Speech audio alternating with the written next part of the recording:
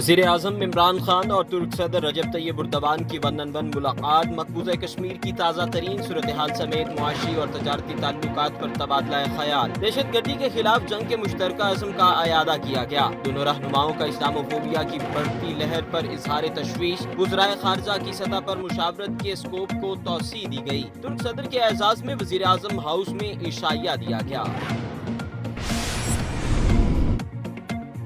वज़ीर आज़म इमरान खान आज लाहौर का दौरा करेंगे। महंगाई और अमन अमान के हवाले से इजलास की सदारत करेंगे। सेहत इंसाफ कार्ड भी तकसीम करेंगे। वज़ीर आज़म इमरान खान से वज़ीर आला पंजाब और गवर्नर पंजाब से मुलाकातें करेंगे। लाहौर में रिंग रोड के करीब डॉल्फिन एहलकार डोर फिरने से जाँ भाग हो गया। शनाख्त मोहम्मद सफदर के नाम से हुई। डॉल्फिन एहलकार ड्यूटी के बाद घर जा रहा था। थाना निश्तर टाउन में नामालूम अफराद के खिलाफ मुकदमा दर्ज कर दिया गया।